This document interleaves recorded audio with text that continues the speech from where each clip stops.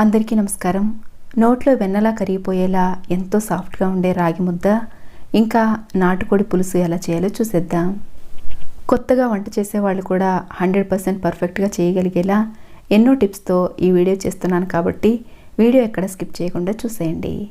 దీనికోసం ఇక్కడ నేను 1.5 కిలో వరకు నాటుకోడి చికెన్ని తీసుకుంటున్నాను. ఇక్కడ మాకు హైదరాబాద్లో ఏంటంటే మనం నాటుకోడి తీసుకోవాలనుకున్నప్పుడు ముందు నాటుకోడిని సెలెక్ట్ చేసుకున్నట్లయితే బరువు తూచి ఆ కోడికి ఎంత అయిందో రేటు కడతారు. ఆ తర్వాత చికెన్ ఇలా కట్ చేసి ఇస్తారు.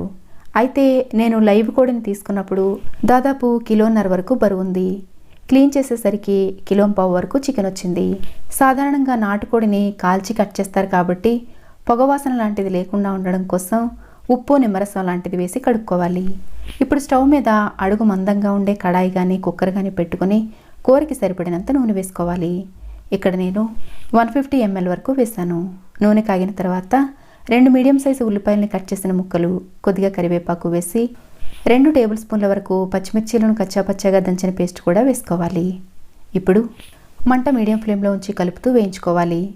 తర్వాత ఇందులో కూరకి సరిపడినంత ఉప్పుని ఇదే స్టేజ్లో వేసుకున్నట్లయితే ఉల్లిపాయలు కొంచెం త్వరగా మగ్గుతాయి. తర్వాత 1/2 టీ స్పూన్ పసుపు కూడా వేసి ఇవన్నీ చక్కగా వేగే వరకు కలుపుతూ వేయించుకోవాలి. ఉల్లిపాయలు ఇలా కొంచెం గోల్డెన్ కలర్లోకి వేగిన తర్వాత 2 టేబుల్ స్పూన్ల వరకు అల్లం వెల్లుల్లి పేస్ట్ వేసుకుని ఇందులో ఉండే పచ్చిదనం పోయే వరకు మరికొంచెం సేపు కలుపుతూ వేయించుకోవాలి. ఇప్పుడు ఇందులో మనం చక్కగా కడిగి క్లీన్ చేసి పెట్టుకున్న చికెన్ని అసలు నీళ్ళేమీ లేకుండా వడకట్టి వేసుకోవాలి. తర్వాత మంట హై ఫ్లేమ్లోకి టర్న్ చేసి ఈ చికెన్ని ఈ నూనెలో చక్కగా వేగేలా 5-6 నిమిషాల పాటు కంటిన్యూస్గా కలుపుతూ వేయించుకోవాలి. ఇలా నూనెలో చక్కగా వేయించడం వల్ల కూర నీచువాసన లేకుండా మంచి ఫ్లేవర్తో ఉంటుంది. 5-6 నిమిషాల పాటు హై ఫ్లేమ్లో వేయించుకున్న తర్వాత దీని మీద మూత పెట్టి మంట లో ఫ్లేమ్లోకి టర్న్ చేసి నెమ్మదిగా ఉడకనివ్వాలి. ఇలా ఉడికిస్తూ ఉండగా ఇందులో నుంచి నీళ్లు ఊరడం స్టార్ట్ అవుతాయి. అయితే ఈ ఊరిన నీళ్లు కూడా పూర్తిగా ఆవిరైపోయి ఇలా అడుగున నూనె కనిపించే వరకు వేయించుకోవాలి. అయితే అడుగు పట్టేయకుండా మధ్య మధ్యలో మూత తీసి కలుపుకుంటూ ఉండాలి. తర్వాత ఇందులో తినే కారానికి తగ్గట్టు మంచి కలర్ ఉండే కారాన్ని 3 టేబుల్ స్పూన్ల వరకు వేసుకోవాలి. ఇప్పుడు ఈ కారం అంతా ముక్కలకు పట్టేలా మరొక 2-3 నిమిషాల పాటు బాగా కలిపిన తర్వాత కూర ఉడకడానికి సరిపడినన్ని వేడి నీళ్లు వేసుకోవాలి. ఇక్కడ మనం నాటుకోడి పులుసు చేస్తున్నాం కాబట్టి పులుసులాగా కొంచెం ఎక్కువ గ్రేవీ ఉండేలా నీళ్లు వేసుకొని ఇదంతా ఒకసారి బాగా కలపాలి. ఇప్పుడు ముక్కలన్నీ చక్కగా సర్దుకొని దీని మీద మూత పెట్టి మంట లో ఫ్లేమ్లోకి టర్న్ చేసి నెమ్మదిగా ఉడకనివ్వాలి. అయితే ఇక్కడ నేను తీసుకున్నది లేతకోడే కాబట్టి ఇలా మూత పెట్టి ఉడికిస్తే సరిపోతుంది. ఒకవేళ మీరు బరువుకు ఉండే ముదురు కోడి తీసుకున్నట్లయితే కుక్కర్కి విజిల్ పెట్టుకుని 2-3 విజిల్స్ వచ్చే వరకు ఉడికించుకోవాలి. ఇది ఉడికేలోగా మసాలా ప్రిపేర్ చేసుకోవడం కోసం స్టవ్ మీద చిన్న కడాయి పెట్టుకుని గుప్పెడు వరకు ఎండు కొబ్బరి ముక్కలు, 3 టేబుల్ స్పూన్ల ధనియాలు, 1 టీ స్పూన్ జీలకర్ర, 6-7 లవంగాలు, 2 అనాస పువ్వు రేకులు, 5 యాలకులు, కొద్దిగా దాల్చిన చెక్క వేసి మంట లో ఫ్లేమ్లోనే ఉంచి కలుపుతూ వేయించుకోవాలి. ఇవి చక్కగా గ్రైండ్ అవ్వడం కోసం కొంచెం క్రిస్పీగా అయ్యే వరకు వేయించుకుంటే సరిపోతుంది. ఇప్పుడు స్టవ్ ఆఫ్ చేసుకొని 2 టేబుల్ స్పూన్ల వరకు గసగసాలు వేసి గసగసాలు వేగడానికి పెద్ద టైం ఏమీ పట్టదు కాబట్టి ఈ కడాయికుండే వేడి తగ్గే వరకు 2-3 నిమిషాల పాటు కలుపుతూ ఉండాలి. తర్వాత పూర్తిగా చల్లారిన ఈ దినుసుల్ని మిక్సీలో వేసుకుని చాలా మెత్తని పౌడర్లా గ్రైండ్ చేసుకోవాలి. అయితే గసగసాలు బాగా మెత్తగా నలగడం కోసం ఇందులో కొన్ని నీళ్లు వేసి ఇదంతా మెత్తని పేస్ట్లా గ్రైండ్ చేసుకోవాలి.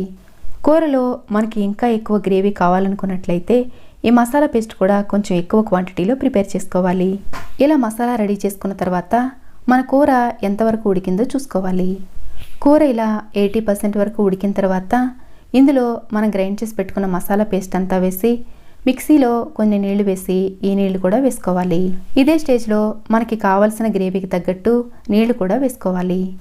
చాలామంది నాటుకోడి పులుసు అంటే చింతపండు పులుసు వేస్తామేమో అనుకుంటారు, కానీ కొన్ని ప్రాంతాల వాళ్ళు కొద్దిపాటి పులుపు వేసుకుంటారు, కానీ మేము మాత్రం వేయము. ఇలా మసాలా అంతా వేసుకున్న తర్వాత అవసరమైతే టేస్ట్ చెక్ చేసుకుని ఉప్పు కారం లాంటివన్నీ ఇదే స్టేజ్లో అడ్జస్ట్ చేసుకోవాలి. ఇప్పుడు మంట లో ఫ్లేమ్లోకి టర్న్ చేసి దాదాపు 10-15 నిమిషాల పాటు ఉడికించేసరికి ఇలా ఆయిల్ సపరేట్ అవుతూ ఉంటుంది. ఈ స్టేజ్లో స్టవ్ ఆఫ్ చేసుకున్నట్లయితే మన కూర రెడీ అయిపోయినట్లే. ఇప్పుడు రాగి ముద్ద ప్రిపేర్ చేసుకోవడం కోసం ఇలా కొలతకి ఏదైనా చిన్న గిన్నె తీసుకొని ఈ గిన్నెడు రా రైస్ కానీ రేషన్ బియ్యం కానీ తీసుకోవాలి. మనం రాగి ముద్ద చేసేటప్పుడు ఏ రకమైన బియ్యం తీసుకున్నా కానీ వాటికి జిగురెక్కువ ఉండి ముద్దగా అయ్యే స్వభావం ఉండాలి. అందుకే ఇక్కడ నేను స్టీమ్ రైస్ కాకుండా రా రైస్ని తీసుకుంటున్నాను. ఇలా ఒక గిన్నెడు బియ్యాన్ని తీసుకున్న తర్వాత శుభ్రంగా కడిగి నీళ్ళని తీసేసి ఇదే గిన్నెతో 7 గిన్నెల నీళ్ళని కొలిచి వేసుకోవాలి. నీళ్లు పోసి అరగంట పాటు నానబెట్టుకున్న తర్వాత స్టవ్ మీద పెట్టి మంట మీడియం ఫ్లేమ్లో ఉంచి ఉడకనివ్వాలి. రాగి ముద్ద సాఫ్ట్గా వెన్నలాగా ఉండాలి అంటే నీళ్లు తక్కువ కాకుండా సరిపడినన్ని వేసుకోవాలి. ఇలా అన్నం ఉడికించేటప్పుడు అన్నం కూడా నీళ్ళను బాగా పీల్చుకుంటుంది. అది మాత్రమే కాకుండా రాగి పిండిలో ఎక్కువ ఫైబర్ ఉంటుంది కాబట్టి రాగిపిండి కూడా చాలా ఎక్కువగా నీళ్ళని పీల్చుకుంటుంది. అందుకే మనం నీళ్లు తక్కువ కాకుండా ఇలా సరిపడినని వేసినట్లయితే చాలా సాఫ్ట్గా నోట్లో పెట్టుకుంటే కరిగిపోయేలా ఉంటుంది. అన్నం సగం ఉడికిన తర్వాత మూత పెట్టి మంట లో ఫ్లేమ్లోకి టర్న్ చేసి ఇలా మెత్తగా ఉడికే వరకు ఉడికించుకోవాలి. ఇలా అన్నం చిమిడిపోయే వరకు ఉడికించుకున్నా కూడా అడుగున ఇలా నీళ్లుకొని ఉంటాయి. ఈ తేమంతా కూడా రాగిపిండి వేసేసరికి సరిపోతుంది. ఇప్పుడు ఇందులో 1 టీ స్పూన్ ఉప్పు వేసుకున్న తర్వాత 1 టేబుల్ స్పూన్ నెయ్యి కూడా వేసుకోవాలి. ఇలా నెయ్యి వేసుకోవడం వల్ల రాగి ముద్ద మంచి ఫ్లేవర్తో మరింత రుచిగా ఉంటుంది. ఇప్పుడు మనం కొలత కోసం తీసుకున్న గిన్నెతోనే 1 గిన్నెడు రాగి పిండిని ఇలా అన్నం పైన వేసుకోవాలి. అయితే ఇదేమీ కదపకుండా అలాగే వదిలేయాలి. దీని మీద మూత పెట్టి మంట లో ఫ్లేమ్లో టర్న్ చేసి దాదాపు 5 నుండి 7 నిమిషాల పాటు ఉడకనివ్వాలి. ఇలా చక్కగా ఆవిరి మీద ఉడికిన తర్వాత అప్పుడు ఇలా చెక్కగరిటతో కానీ లేదా గట్టిగా ఉండే తెడ్డుతో కానీ ఇదంతా బాగా కలపాలి. ఈ ప్రాసెస్ అంతా కూడా మంట లో ఫ్లేమ్లో ఉంచి మాత్రమే చేసుకోవాలి. ఈ స్టేజ్లో మనం ఈ రాగి ముద్దని ఎంత బాగా కలిపితే అంత సాఫ్ట్గా ఉంటుంది. రాగి ముద్ద చేసేటప్పుడు అడుగు బాగా మందంగా ఉండే గిన్నె తీసుకున్నట్లయితే అడుగు పట్టేయకుండా చక్కగా కుక్ అవుతుంది. ఇక్కడ మనం తీసుకున్న 1 గిన్నెడు బియ్యానికి 1 గిన్నెడు రాగి పిండికి 7 గిన్నెల నీళ్లు పోసాం కాబట్టి ఇలా చాలా సాఫ్ట్గా ఉడికిపోయింది. ఒకవేళ మీరు ఇంతకుముందు నీళ్లు సరిపడినని వేయలేదనుకోండి, అప్పుడు ఇదే స్టేజ్లో రాగి ముద్ద గట్టిగా కనిపిస్తూ ఉంటుంది. అప్పుడు బాగా మరిగే నీళ్లు వేసి మంట లో ఫ్లేమ్లో ఉంచి ఉడికించుకోవచ్చు. ఒకవేళ నీళ్లు మరీ ఎక్కువైపోయినట్టుగానే కనిపిస్తే కొంచెం రాగి పిండి వేసుకోవచ్చు. రాగి ముద్ద పర్ఫెక్ట్గా ఉడికినట్లయితే ఇలా రంగు మారి చేతికి అంటుకోకుండా చక్కగా ఉంటుంది.